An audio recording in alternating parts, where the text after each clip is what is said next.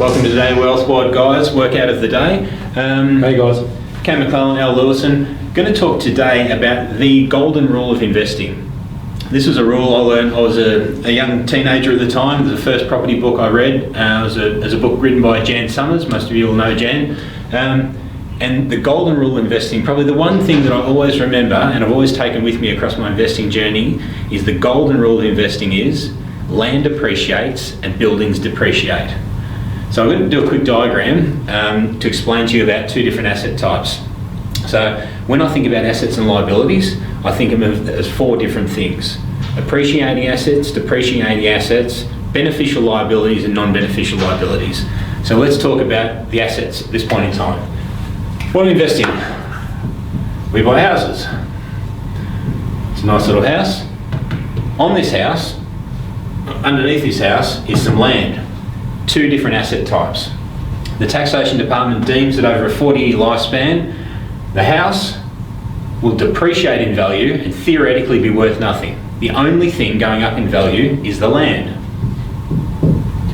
So, when we think about that, really, the house's only purpose, its only meaning, is to provide rental income to support the holding costs of your appreciating asset. If you didn't have to cover those holding costs, you wouldn't worry about having a house on there. Now, always remember that, guys. Land appreciates, buildings depreciate. So, I don't know if you want to give me a rundown of probably the couple of different choices that we get when we become investors. Yeah, so we talked the other day, guys, about when you start your investment journey, you've got some choices to make.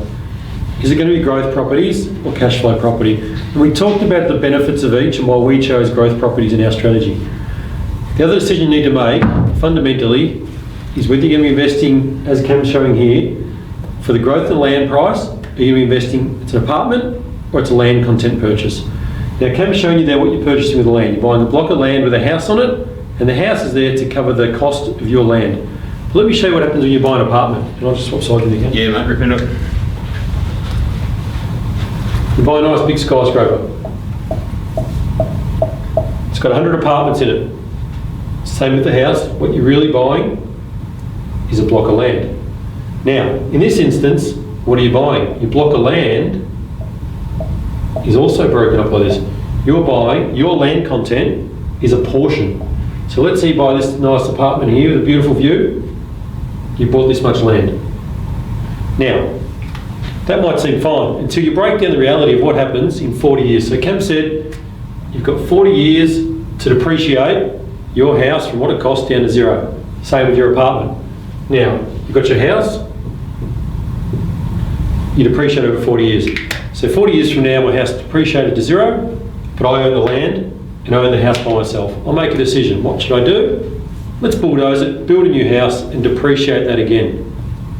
Put it this scenario. You're in an apartment, you own 1/100th of your apartment building and it gets to 40 years. It's going to be in disrepair. Might need balconies, might need new windows, might need a paint job, might need a new car park, might need a new driveway, you name it.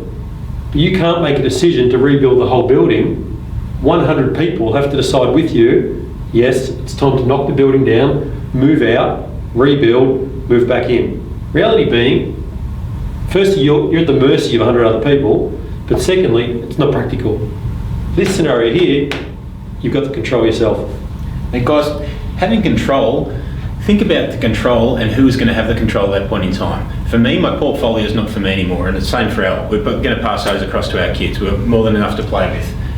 If I pass across a portfolio of house land, I'm passing across a decision for my kids to knock a single house down and build it again. The equity growth in the land will cover the building cost.